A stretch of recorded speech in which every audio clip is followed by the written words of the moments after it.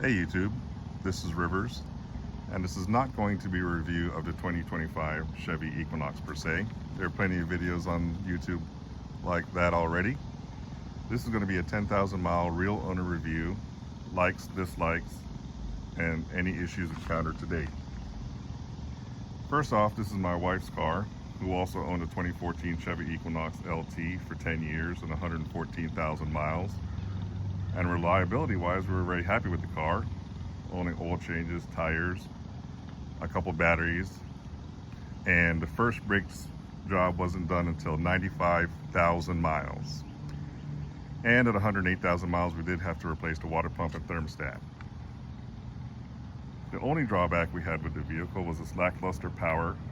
You could floor the gas pedal, hear a lot of roar, but no action.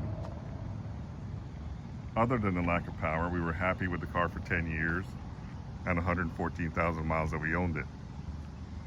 However, we realized that as vehicles age, things that you may technically call maintenance might begin to happen more often. So the car hunt began. We didn't really consider another Equinox originally, as we were looking for something with more power, like I said, and a more modern look. The 2014 was a second gen, and we didn't think much of the third gen, style-wise. We considered the Bronco with its base price of $38,000, but saw that amount quickly jump as you go up in trim or add any packages. This was the beginning of 2024, and then we saw the 2025 Equinox coming out. It was the first year of the fourth gen and had a whole new look. Right away, my wife loved it, specifically the Activ. So we called her uncle, who's a manager at a Chevy dealership in Virginia. He put in the order on May the 17th, 2024. We modified it on July 2nd to add Convenience Package 3. The vehicle hit his dealership on September 24, 2024. And we drove up from Florida to pick it up on October the 1st. We went with the Activ, cacti green, white top, all-wheel drive, which of course comes with the 8-speed automatic versus the CVT. We got everything including all-weather mats, except for a sunroof. So we live in Florida, and as we drove down, we experienced a vibration or rattle in the cabin, and initially thought someone was playing loud music next to us, or maybe some static was coming through in a Sirius XM. It was brief and we thought nothing of it. Recently, my mother-in-law fell ill, so my wife has been taking more frequent trips to Florida, from Florida to Virginia, and the vehicle has rolled up 10,771 miles now in the 8 months we've had it.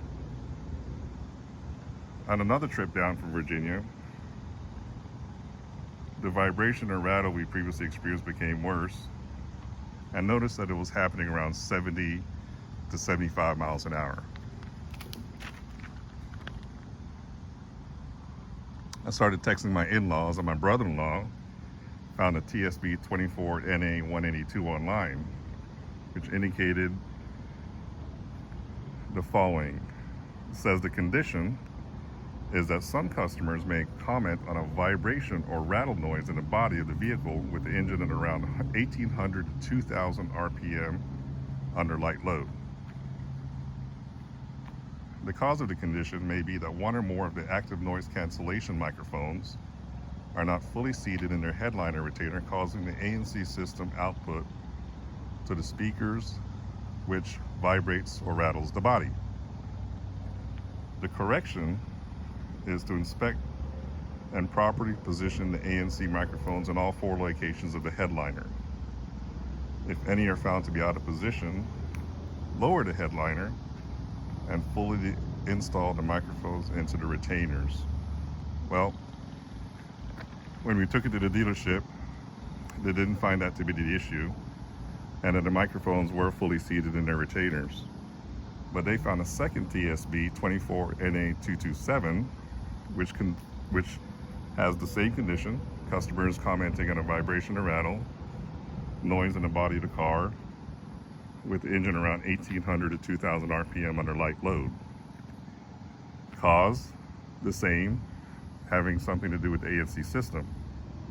The correction for this one is after completing the first TSB and finding that it doesn't resolve the issue, then update the radio with the latest software, which contains a new calibration for the ANC system.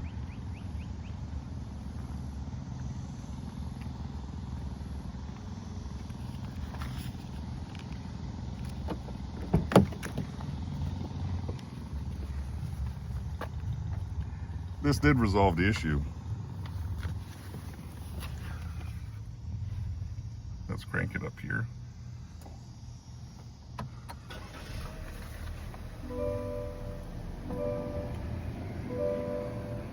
This also turned out to resolve a second problem. Other than resolving the rattle and vibration, I noticed that when driving the vehicle, that the fan speed button didn't reflect anywhere.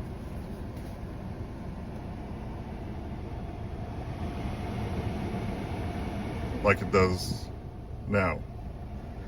My wife said that she saw it sometimes, but not all the time. And I realized that she was on the climate control screen when she saw it up there. But if you're on any other screen, it didn't reflect like it does now.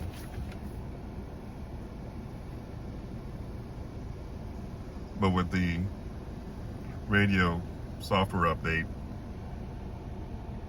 you do see that on any screen. There's the mileage, 10,783.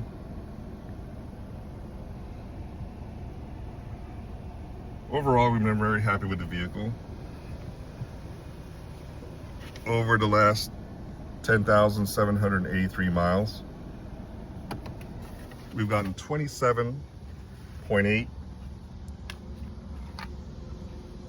miles per the gallon over the last 10,700 plus miles. We love the look, we like the ride, the safety features, and we've even gotten a couple compliments while driving out and about. My wife in particular likes the camera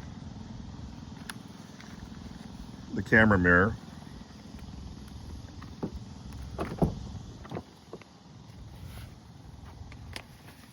Let's throw that again.